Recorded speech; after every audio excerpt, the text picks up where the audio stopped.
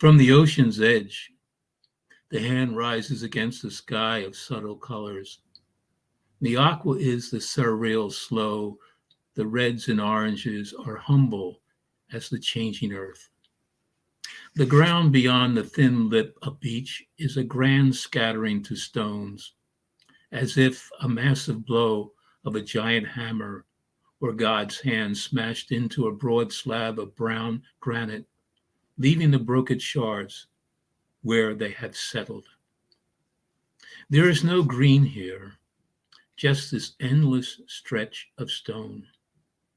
This ground feels stable, but love gives no assurances. A Chinese poet has been writing in character that love is not in pleasure or desire, but in something that smells as safe as kindness.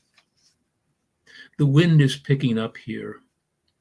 When someone safe as grandmother braces you and says, "My heart is so full of love for you, so full," is this not the purity of desire? The thing that carries every orgasm, every laugh, every gloomy dawn, every lonely week of wandering, every elegy, every bewilderment of a child breaking her body, every blow to her heart and skin, and this soft whispering of the cancer multiplying. The truest things, I say, are broken, shattered plates of ancient rock. Still, there is the cold dawn light. This is the love we have no language for. The Unspeakable Things, a poem by Kwame Dawes. Good evening. My name is Charles Carr, and welcome to Philly Loves Poetry, a collaboration between the Moonstone Arts Center of Philadelphia and Philly Cam. The focus of our program and the mission of our program is to give our audience the experience of the rich culture of poetry in the city of Philadelphia and to appreciate that on any given night, there is poetry being read someplace and being performed. So tonight we have a very special couple. And this is really in dedication to this month, which is February. And of course, we have Valentine's Day coming up. And they are married, and they are really, to me, very much the sweethearts of poetry in this city, in this area. Anthony Palma is the president of the Mad Poets Society and the author of Flashes of Light from the Deep. Anthony holds a degree in English from St. Joseph's University and a master's from Arcadia University. Anthony's work attempts to bridge the gap between poetry and other forms. His readings include elements of performance and music, as well as traditionally read poems. His work has appeared in Show Us Your Papers, Rue Scribe, Oddball Magazine, and Harbinger Asylum, among others. Anthony teaches writing at several universities in the greater Philadelphia area. He resides in Westchester, Pennsylvania with his wife and family. And his wife, Brooke Palma, is vice president, treasurer, and blog master for Mad Poets Society and host of Living on Luck Poetry Series. Brooke is the author of Conversations Unfinished and has been published in the Mad Poets Review, Moonstone Arts, Toho Journal, and eVerse Radio, an online journal, and Unbearables, a global anthology. Brooke focuses on the connections between culture and identity and finding beauty in the everyday. So welcome, Anthony and Brooke. Hello, Charles. Hi, Charles. Great to have you. Thanks for having us. Yeah. It's a pleasure. So you pretty much met on the platform of poetry, as I understand it. So can you speak to that, how you engaged in poetry and how that really, was a kind of a force that brought you two together as a couple? Do you want to go first? Go ahead. You can talk. Okay. Go ahead. Well, first of all, something good. else that brought Brooke and I together is we're both Hawkmates. We both went to St. Joe's, and we met the first day of college for Brooke. I'm a year older than her, and we met actually in the bookstore of St. Joe's University, and then we didn't see each other again until about a year later. And we knew each other for a while before we started dating. But the way we encountered each other was through poetry in many ways. You know, we went to different events on campus. We were both involved in the writing group for campus. We took some of the same classes that dealt with writing and poetry. So really from the beginning of our relationship, poetry was a part of what really brought us together. Yeah, I have to say, I mean, I remember in college, I went to my first on-campus poetry reading with Anthony. You told me that, hey, there's this poetry reading, you should come. And it was a lot of fun, but we went to my first off-campus, my first real poetry reading was with you at the Griffin Cafe in Wayne through the Mad Poets. So there's a long history there with you, Anthony, and with the Mad Poets. So So it's been you're nice. you're both published poets, and so how does that work? I mean, I've met a few couples, that are in poetry. How does that work for you? I mean, do you have times when you discuss ideas and projects you're working on? Does one edit the other's work, or how does that work between you? I think we definitely end up talking in just casual conversation about, ongoing projects, ongoing work. But I think it's nice having a partner who understands what you're going through when you're writing, or, especially if it's going well, it's great. If it's not, it's nice to have that understanding of the process. But I would say the best part is having an instant editor, reviewer, person to bounce ideas off of. Yeah. So. I mean, I would second that. I mean, I think that Brooke is at once my best and harshest editor, but and that's a good thing. I say that as a good thing. But I think also one of the things that's really important is when you're married to someone who does the same kind of art you do, or is involved in really any art. There's this understanding of the space needed, like, a head space and a physical space needed in order to put your art or writing, and in our case, poetry, together. So, there are days where I know Brooke is working on a project, and I give her space, and vice versa, because that is, of course, part of that creative process of being able to kind of immerse yourself in the work without distraction, or without having other people kind of vying for your time. Mm-hmm. What, for each of you, what would you say really feeds your poetry? I mean, people have different avenues and things that they use. Some people it's just the news of the day. Other people it's they're more into reading maybe different forms of or older forms of poetry. What is your access? Or it's everything. It's just anything that really strikes you.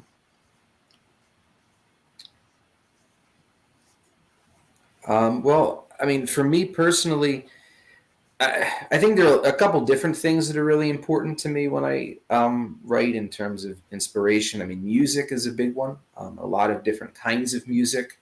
Always listening to something. But I think also something that I keep coming back to is this kind of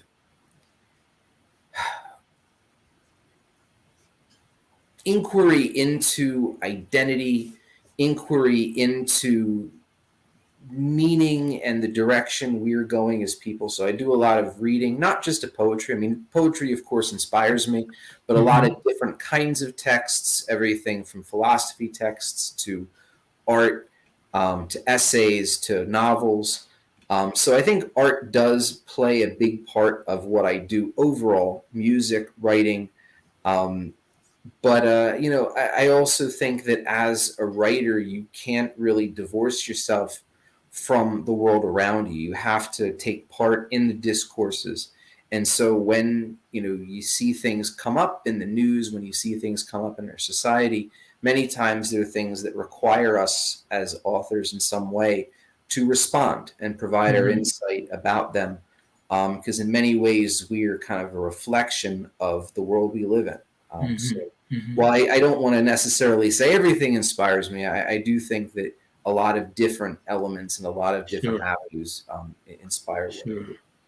Yeah, I would agree with that. I think for me, I'm really drawn to reading poems and writing poems that have a strong sense of narrative. So I think I find a lot of inspiration in the news, but you know, also things I hear, conversations, just everyday things. And I am influenced by visual art as well, and music, as Anthony was saying. I'm always listening to something. We have very different musical tastes at times, but yeah, I think I think if you look hard enough, there is inspiration kind of everywhere. Right. I think it just depends what strikes you, but Right.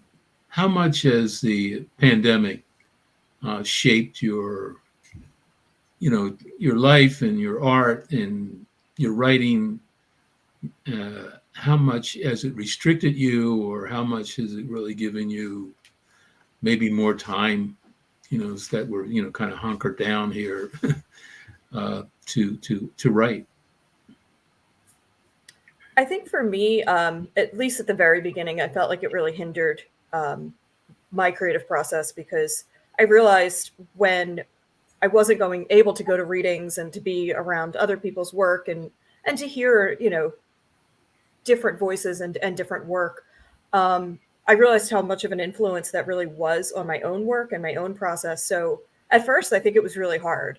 I think, like a lot of us, I had all these plans. I was going to come up with another book's worth of material, and I was going to do all these things. And it honestly it didn't really work out that way. I think the stress of it sort of killed a lot of creativity for me for a long time. But it's gotten better. But Sure. I don't know. I feel like it. At first, I was trying not to write about the pandemic. I didn't want to have it enter my work, but I think looking over some poems that I was going to read tonight, I think it sort of seeps in its own way, which is weird. Yeah, yeah. I mean, I have kind of an interesting relationship with the whole pandemic in that my book Flashes of Light from the Deep came out in the middle of the pandemic. It came out in November, and so that was kind of an interesting dynamic, looking at everything through the lens of virtual events and virtually talking about the book and virtually distributing it and things like that. So I think for me, it didn't really affect my writing or my creativity. I was able to immerse myself in certain projects, but it definitely affected that whole endeavor. It definitely presented a unique challenge. It's not what I expected to have to deal with when I put my book together, when I first put the book together. But I also think for me, the biggest impact, and Brooke, you were touching on this, is that community is a big part of what makes poets tick. In Philadelphia, especially, there's a very rich community of poets, and the Mad Poet Society definitely is part of that too.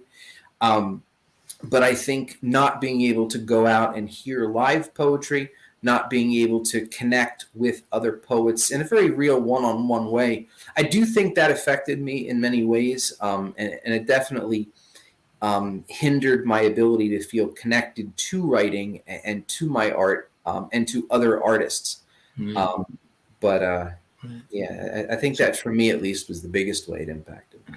So, you know, a critical part of your life as artist now is the Mad Poets Society, and pretty much you have been the two that really have picked up the torch and carried it forward, because we had Eileen DeAngelis for so many years, and she's still involved. But you know, you two have really come in and created a new energy in Mad Poets. I mean, I saw it at the festival, and it was so great to go to the festival, after being so virtual, and to be live with other poets and be able to chat with other poets. So, yeah, to be honest with you, I hadn't seen for 2 years. And so, and I think you both did a great job in raising that again and getting it off. And be honest, between you and I, it was run spectacularly. It was the first Mad Poets. Everything was on time. So, which was really great. So can you really speak about that process of coming in and now where you are with Mad Poets and really your vision going forward? Brooke, you want to start? I mean, I've said this before at other Med Poets meetings, but Med Poets to me, it was really the first place that showed me what poetry could be and what poetry in Philadelphia really is. It was the most welcoming place that I've ever, really the most welcoming community I've walked into, and that was such a gift. And I think a large part of that was Eileen and the way she ran it, and the spirit of camaraderie amongst all those poets. And that's something that's always been super important to me.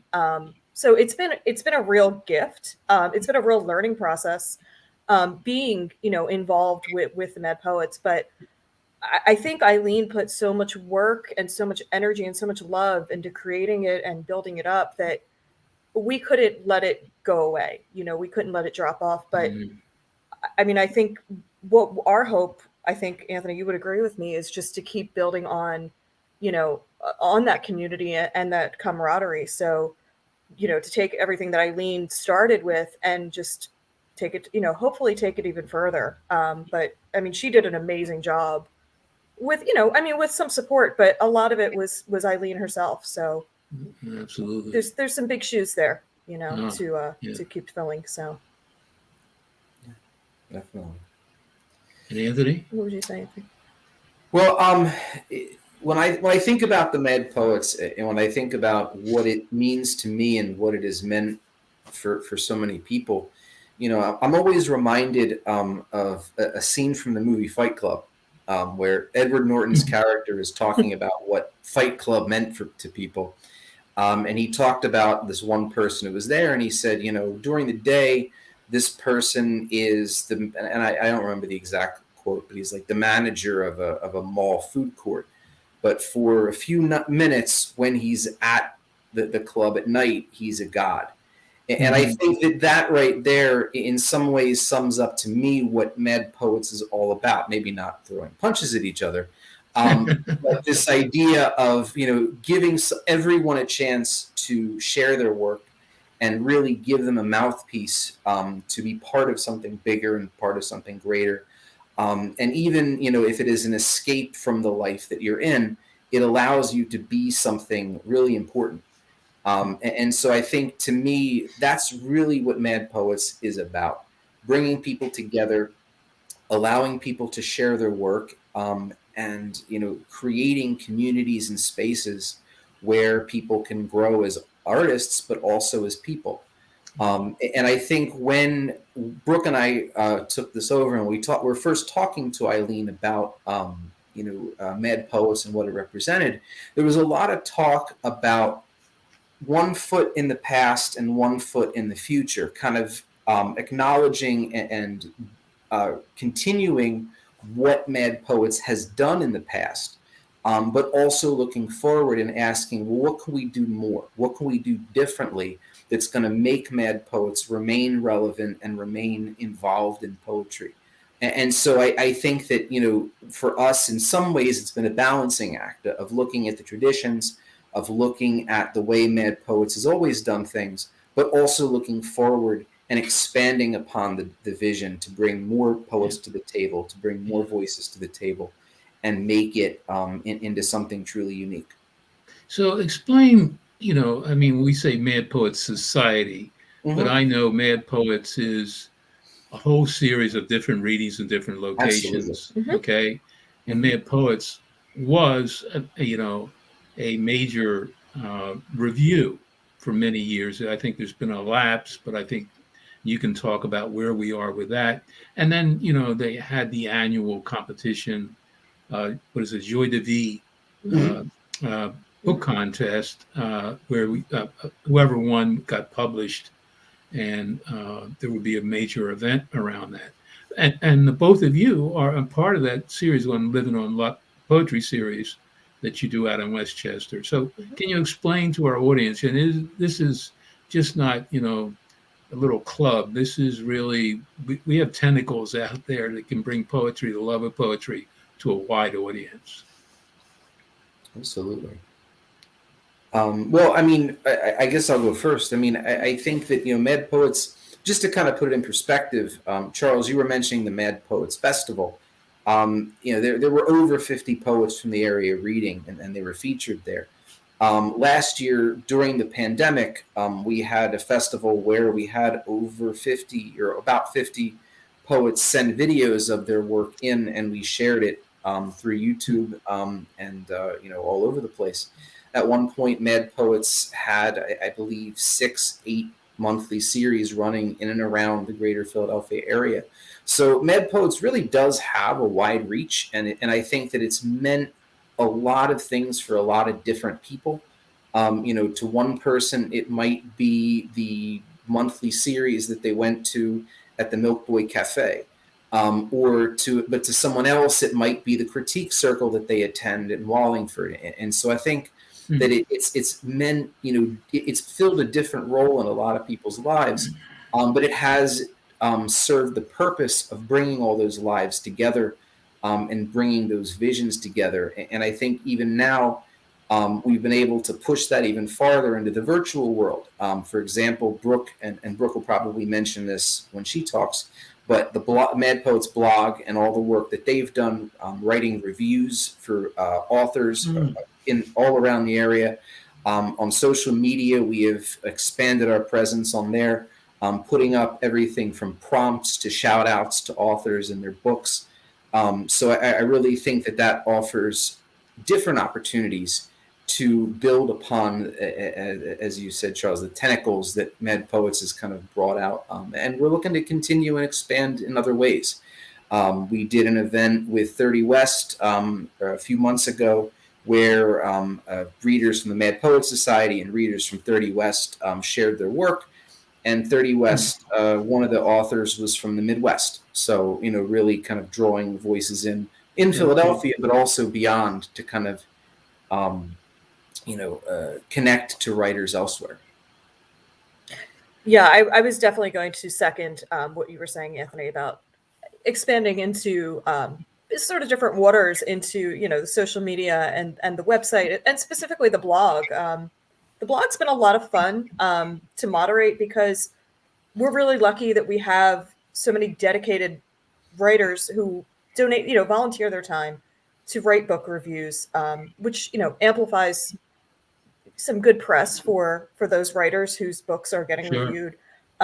We've had monthly features of really inspiring work in many different forms. But I think too, one of the traditions that we've done and that we've been keeping, besides the annual bonfire and the annual festival, which are two of my favorites. In the spring, we host the Young Poet Award ceremony for the Delaware County School District, and it's a great ceremony. It's a Sunday afternoon, and we have different Mad Poets each pick a grade, and we judge the work, and the ceremony itself is probably my favorite thing that I do all year. I love the fact that it's the next generation of writers. So it's everyone from first graders to 12th, and it's a really inspiring day. So I didn't know you did that. That's fabulous. I think that's having that as a platform for young poets. And I know Moonstone has always been very much interested in the young poets and having an avenue. I mean, at our Poetry Inc., we've had young people in 10 years old publish their first poem and come to their first reading with their mom and dad. And I mean, it's really something to see it's really a great thing. And that's a great thing that you're doing. I didn't know about that. So you got to drop me a line. I'd love to come. I will. You should be the judge for us. Yeah, that would be fun. I'd love that. It's a lot of fun. And Moonstone has the New Voices series, which is awesome as well. So yeah.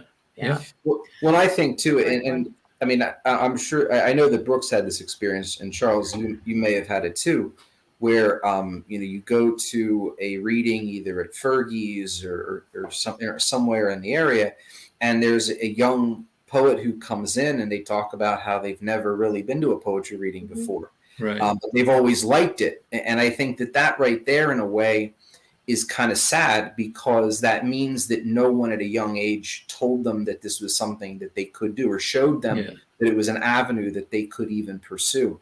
And so I think it's important work to work with young writers, with new voices, to encourage writers through the contest that we hold, because sometimes it's the flick of the dominoes that they need in order to get started into the direction of really becoming an awesome poet, or at least becoming someone who enjoys and feels fulfilled by the art.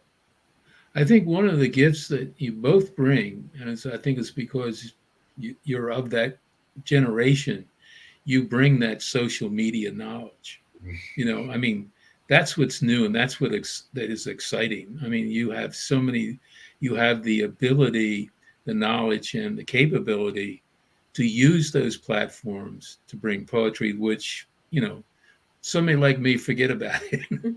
I mean, I do every day a Facebook live reading. That's about as good as I get as far as, but you bring this kind of knowledge of, hey, there's different ways that we can get the love of poetry out there, and also create an avenue for poets to come in. And I think that's one of the great advantages of, as much as people, hammer on social media, from my standpoint, that's one of the great advantages of it. Absolutely. It came in really handy during the pandemic too. When we couldn't gather, we couldn't do things together. It was a way to sort of attempt to keep a sense of community, I think, for a lot of us. So, it did help, I think. Yeah. So we are all, as the poetry community, very gratified, and we're very happy that you two have stepped in and you bring that energy and that expertise, and, I see it. I saw it when I was at your poetry reading out there, in Westchester, in Livin on Luck. I mean, that was really great. I mean, you had a great audience. It was a nice venue. The venue's awesome. Yeah, the great venue's really great. This is awesome.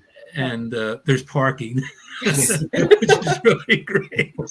But no, I mean, and so I really felt the energy, that night, of the kinds of things that you're doing. And I mean, even the people that I talked to, some of them I know, some of the people I've never, I didn't see. So I was happy for that, and so that's what's the great advantage. That's the beauty of what you two are doing. And I am so grateful. We are so grateful as a community that you are doing it, and you're really doing a great job. Thank you.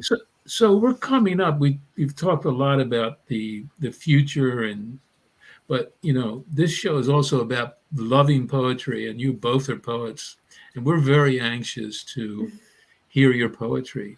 So whatever order you want to go, you have what the allotted time is, and the floor is yours. Okay. Brooke, do you want to go, or do you want me to go? Doesn't matter. Whatever you prefer is fine. Why don't I'll me to go? Sure, ladies first. Okay, I'll go. That's fine. Okay. So, well, I just wanted, before I start reading my work, I just wanted to say thank you again to Charles and to Philly Cam and Moonstone, and of course Larry, and everyone who came together who comes together to make this the show every month. It's really a great program. So, and the fact that there's so many past episodes, and you could spend like entire days listening to poetry. That's a real gift on YouTube, in my opinion. So, I'm going to start with a few poems from my chapbook, which was published by Moonstone in 2019. Feels like a lifetime ago, before the pandemic, but so the book is called Conversations Unfinished, and it is, I was talking before about liking poems that tell a story, and this is a poem a chapbook, excuse me, that tells a story. So the story is my grandmother's. My grandmother came here in 1969 from Italy with my grandfather and 4 of her children, and she didn't have the easiest life. She raised me, and I was raised in a bilingual household, and that matters for the book. But she passed away a few years ago, and due to some difficult circumstances, I didn't find out until after the fact. So these are the conversations we didn't get to finish. So, okay, so this is the first poem from the book, and this is an apology for a broken ending. I'm sorry that I can't tell the end of your story. It isn't fair that I'm leaving it tattered and unfinished, but what we had is all I know. I don't know how to tell the world what happened to you. I'll drop these words like stones in the twilight hour, in the Arno River, in the Schuylkill, in the Delaware, where they will splash and ripple, visual echoes of all that you left behind. I don't have anything of yours left. No one thought to give me anything when you died. All I have are the stories, the conversations, otherwise unfinished. And this is another poem that definitely tells a good part of the story. Mutism. I think I know now why you never wanted to learn English. It was fun to be your translator when I was a little kid. It was less fun as an adult to explain why you refused to learn the language, to become a citizen, eventually to leave the house. It was easier for you to hide, to stay mute, when the bad people, I mafiosi, came knocking on the door of your row house. It was better to look at the peephole and pretend not to be home. It was better not to understand that your husband has a daughter who looks exactly like him by some strange woman in New Jersey. It was better when you did the wash and found baggies of white powder in your son's jeans to pretend it was snow. It was better when the police came calling for those same sons to pretend not to understand. Hide your shame. Put it in the pocket of your house dress. Lock it in the bedroom. Bury it in the flower pots in the backyard. Don't let anyone see. It's better this way, you used to tell me. It seems to me that there's a fine line between being mute and having your voice drowned out. Thank you. I like that. Thank you. Okay, so I have a couple more from this chapbook. And this is a poem about faith. Italian Santeria. I don't think you believed in anything more than being mystical in the humdrum everyday world of family and row homes. I don't think you believed in anything more than channeling with cooking herbs in the kitchen and roses in plastic pots in the backyard. I don't think you believed in anything more than dreams of St. Anthony surrounded by fire. I don't think you believed in anything more than novenas to St. Rita, patron saint of women and other lost causes. I don't think you believed in anything more than scorning the Vatican and its treasure rooms. I don't think you believed in anything more than having your own brand of flawed faith. And I don't think I believe in anything more than what you taught me. So I'm going to end with this one. After. I can't imagine you going where everyone else who has died is, like some great heavenly high school reunion. If the hereafter is a big social occasion, I think you'd probably avoid it. I can't say I'd blame you. If the end involves a celestial welcome home cocktail party, I won't be attending either. That is, unless you're planning to be there. In that case, I'll bring the wine. Thank you.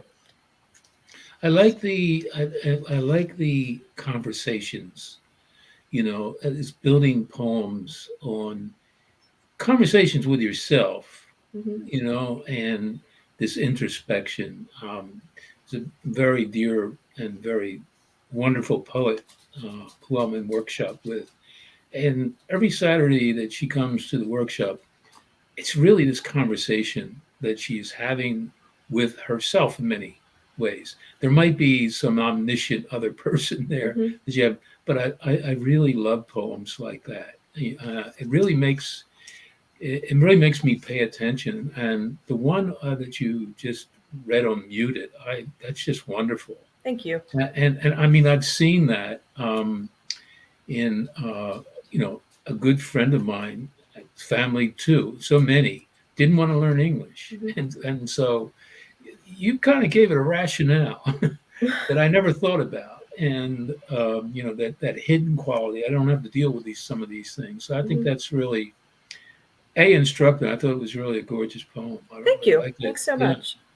I love Billy Collins, and I think part of the reason I love his work so much is because it feels like he's just talking to you. He has a really conversational, kind of chatty style, and I've always loved that voice. But I think sometimes it does come through in my work that way. So yeah, lovely poems. Thank you. So, are we moving on to Anthony? I don't know, Brooke. Do you have any more that you were going to read? You have time. I do. Do I have more time? Yes, you do. I have a couple more. Okay. Okay. So I will read. The next one I'm going to read is probably the newest thing I've written, and I'll just start reading it. So this was at the Chester County Islamic Center's Drive for the Afghan Refugees, written September 11th, 2021, which was the 20th anniversary of September 11th. The older man with amber-colored eyes and English softened by an Arabic accent unloads my car. He says they filled 4 U-Hauls today. He says they filled 4 U-Hauls of donated household goods today. Feels like a strange bridal shower or housewarming at best. God is good, he says. I say the need is great.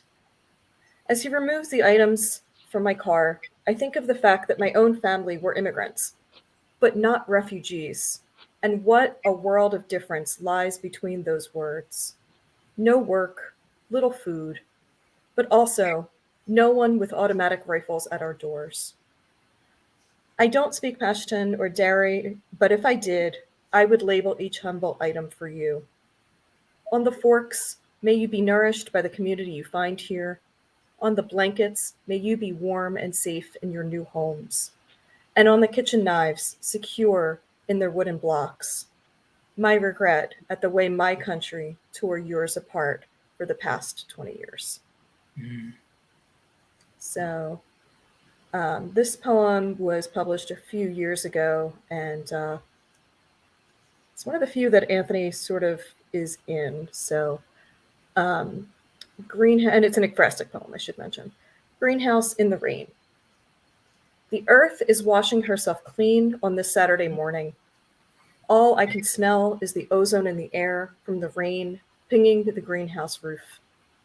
The lushness in here of hot red and orange flowers, creamy white blossoms, whose smell is so heady that I lose myself for a moment.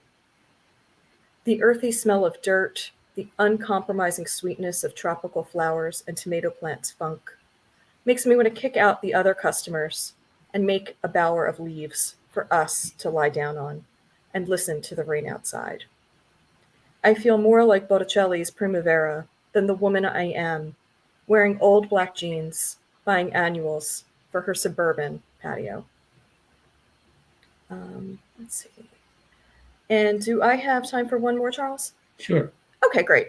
Okay, so this poem requires a little bit of explanation. So there is kind of this interesting tradition that started from Frank O'Hara, who I love Frank O'Hara's work, but he wrote a poem called Katie. And in that poem, there's a line that says, "Someday I'll love Frank O'Hara." And I personally, I love that poem, and I thought it was really inspiring. But I think what's interesting is a lot of other contemporary poets have taken that line and made it their own. So there's a poem called "Someday I'll Love Roger Reeves." There's one called "Someday I'll Love Ocean Vuong," and they're both a lot of the poets who've taken up the mantle of this line are poets whose work I really love. So this is my contribution.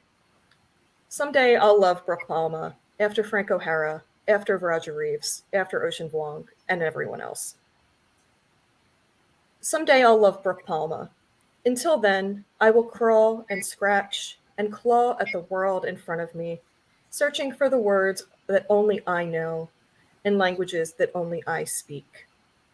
My hands and mouth bloodied, words will pour through me like honey, like amber-colored light in the forest, like dawn in the cities, until I've run out of words and learn to bask in the warm silence, content to speak no more, truth flowing behind me and in front of me. I will stretch out my wearied limbs like a cat, secure in my love for this sullied and broken world, and for once I will be still. Thank you very much. Well, thank you. Very lovely. Thank you.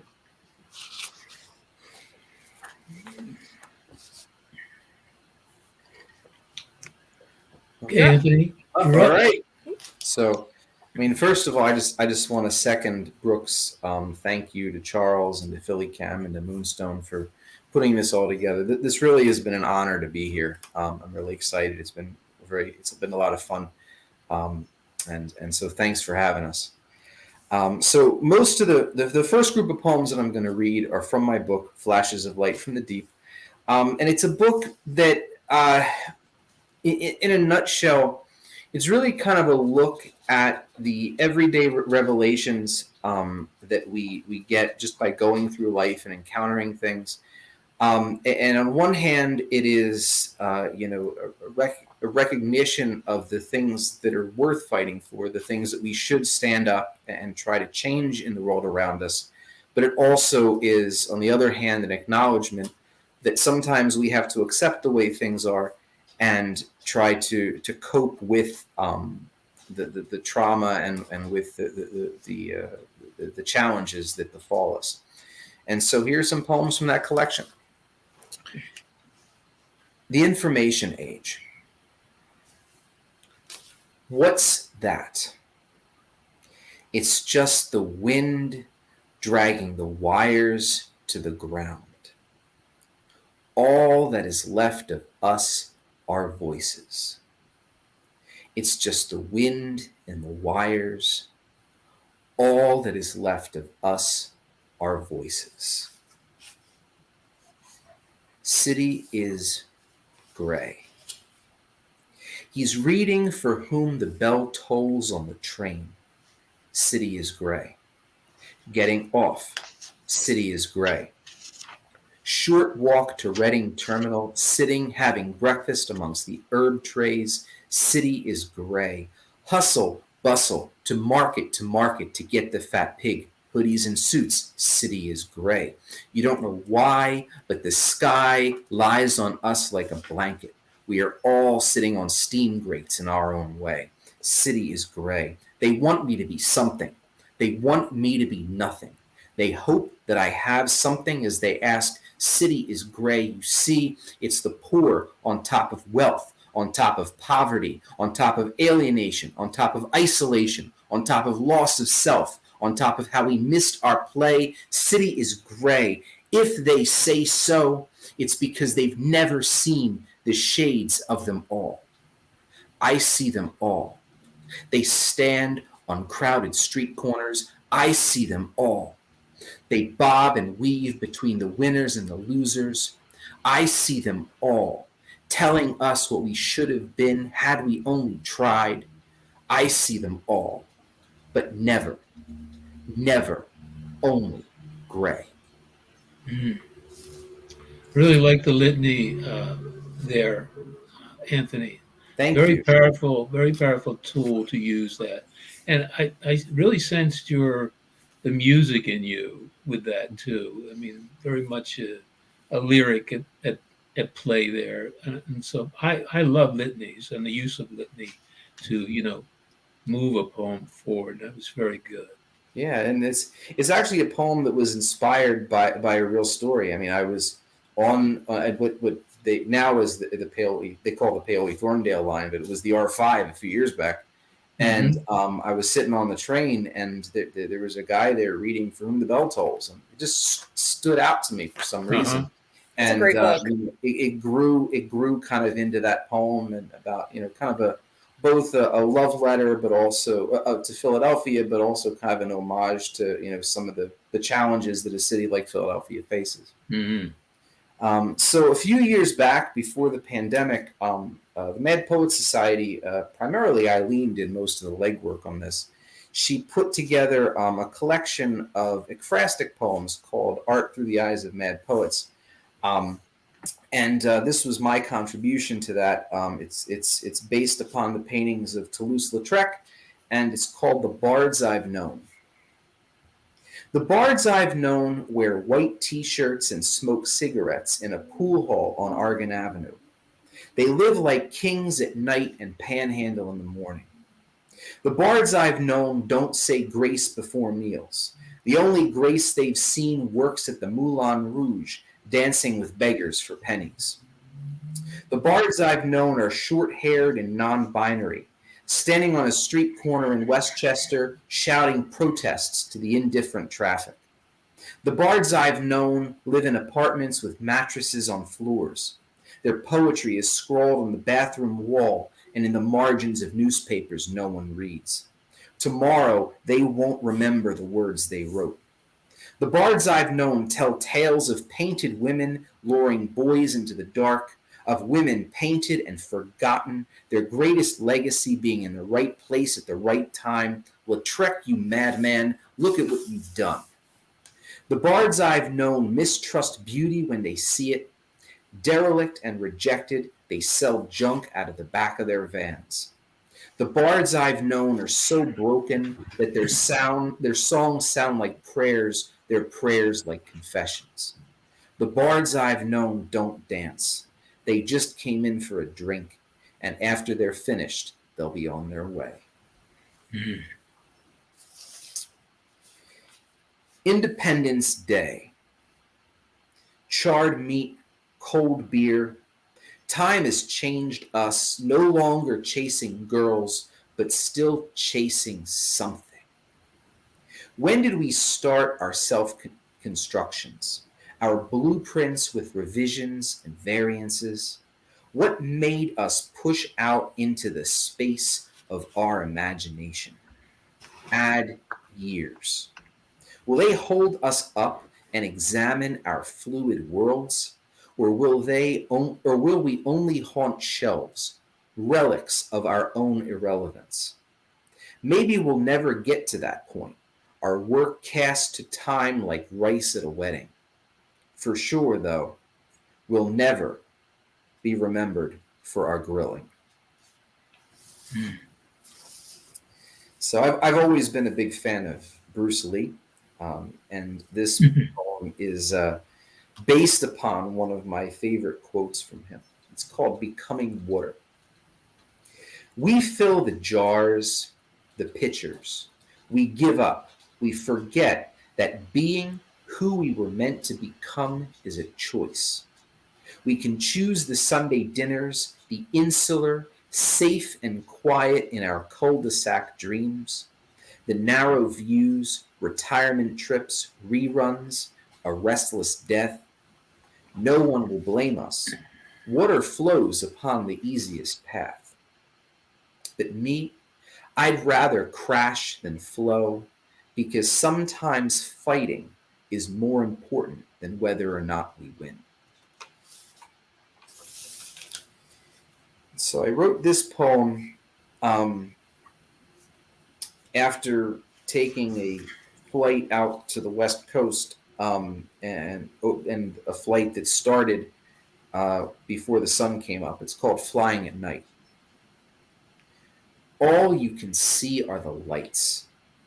Star fire ground into dust, dimming and sharpening like pencils until they are little but pinpricks, a terrestrial star chart. They are the spaces we forget, the porch light left on, the street lamp guarding our slumber unceasing. On the highways, they mark the cars, photons passing in and out of phase on their way to work. The dark spots are where we exist, the rows of houses where people dream of leaving their rows of houses. At this height, Some things are unrecognizable. Is that a baseball diamond? No. It's just a parking lot, purposeless at 5 a.m. Sooner or later, we are all nothing but empty spaces, the darkness that brightens future light. We are flying west, and the new day creeps towards us like a storm front. So I have just a couple more poems left. Sure. Charles, I know you're a jazz guy, and this poem is inspired by jazz. It's called Letting Go. There's art in it. It's plain, it's easy, it's draped in deep colored fabric. There's art in it, in letting go, to just once know what it's like for the jazz guitarist, cigarette dangling between forgotten lips, teasing the guitar with smoke as he stumbles and falls into blue note after blue note after blue note. Very good. Blue Note. I know Blue Note. I mean, I know the label. I know the place. I know the genre. I mean, I'm an old jazz head. You know, I'm a hard bopper. You know. So. Now I have one more poem I'm going to share, Okay. And it's a poem. It's from. I don't want to say it's a collection I'm working on because I just happen to have a few poems about the same topic. But it's about a time in my life where I was living down in Overbrook, actually Brooke and I were both living out in Overbrook, and this poem is kind of a reference to that. It's called Lemons. We walked to Produce Junction and came home carrying a whole bag of lemons, 10 pounds worth.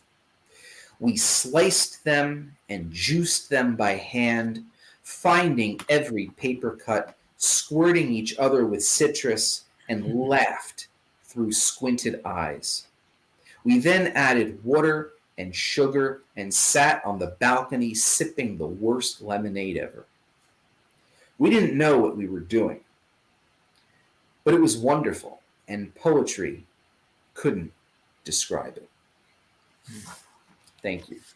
Well, do either of you, we still have a little more time. If either of you wanted to read another poem, we still have some time left, and I want to give you as much time as we can. Okay. So, Brooke, do you have something else you want to read? Yeah, sure. Let's see here. Okay, so Anthony read a poem from the time we lived in Overbrook, and this is an old poem, but it's one I've revised recently. So I wrote this in college. I was going through kind of a Doors Jim Morrison. I would say that I was going through kind of a Doors Jim Morrison phase, but I don't think I ever got out of that phase. So I still love Jim Morrison's work, but I wrote this on the R5 as well. So this poem's called Morrison's Good Friday, and it was written on a Good Friday. And it starts with an epigraph from Jim Morrison. Morrison's Good Friday.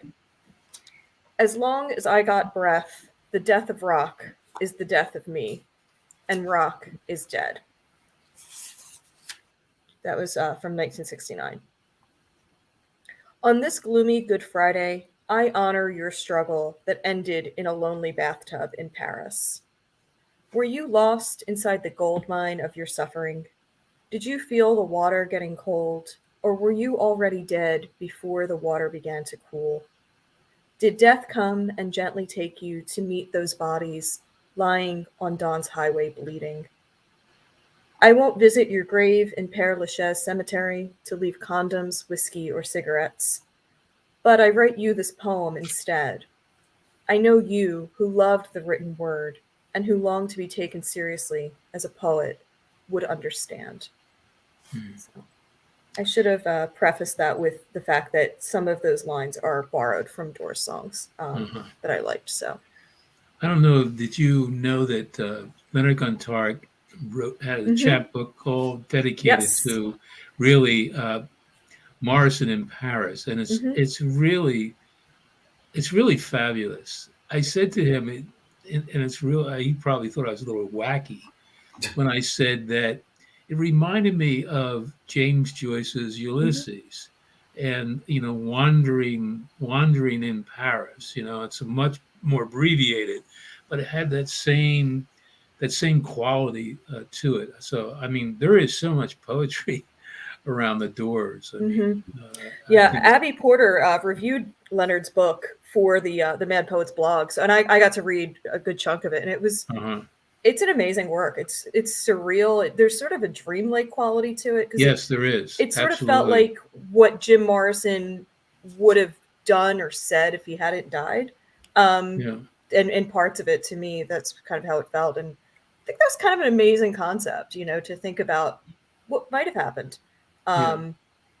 But I think it dealt a lot with the idea of mortality, and I think that was a big theme for Doors and for Morrison. So, but Yeah. yeah, I mean, it's interesting because I was 13. I've only been to Paris once, and it was a school tour, and one group was going to Père Lachaise. Yeah. And at the time, I was like, yeah, I don't want to go to a cemetery. We did something else. But Yeah. looking back now, I kind of wish I'd gone. But Yeah. especially because I think they're still trying to kick him. They're trying to get rid of that grave. They're trying to move I didn't Jim know that. because frankly, his fans leave an absolute mess. They do leave whiskey and cigarettes and all kinds of stuff. So, Okay. The French have like Rimbaud, Edith Piaf is buried there. They have a lot of dignitaries, a lot of big names, and they have Jim Morrison, whose fans leave kind of a disaster in his wake. So, Yeah, when you read that book, and I said to Leonard, it's almost like I actually used to date a psychic, and I said it's like you're channeling. It's like you're really channeling, Morrison's spirit in that book. I mean, it's really an experience reading that. I mean, it's really a trip. We used to say, "Hey, man, that's a trip." It's trippy, yeah. It It's is. a trip. It is. And I wasn't smoking anything.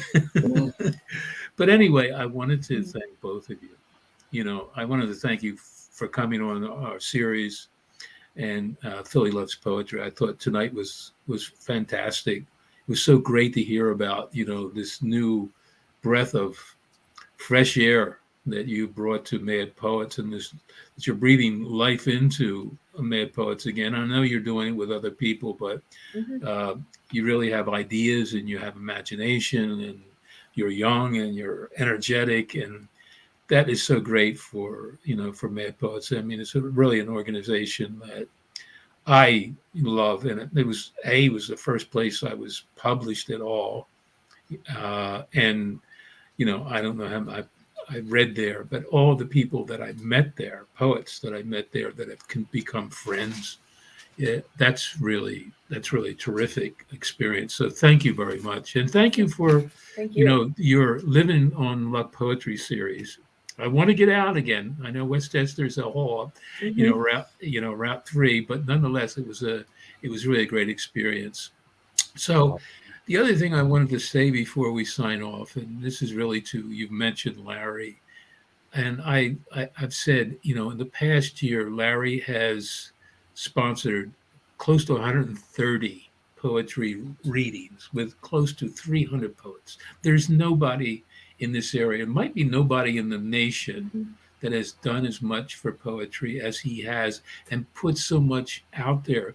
Not only do we have local regional poets, but Larry has reached out to the world, and he's had these virtual events, poetry readings, and bringing people from various parts of the world into the mix. So I say to you, I only say that we need to continue this to be, the Moonstone Arts. And I reach out to you, our audience, and ask for your support in whatever way you can. You can go to our website, moonstoneartscenter.com, and if there's some way that you can help us, help us. And it doesn't have to be in a big way. So thank you very much. Again, I thought it was a great show, and I appreciate, both Anthony and Brooke's participation tonight.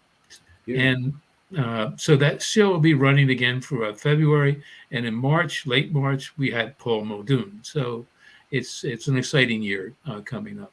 That's awesome. Thank you.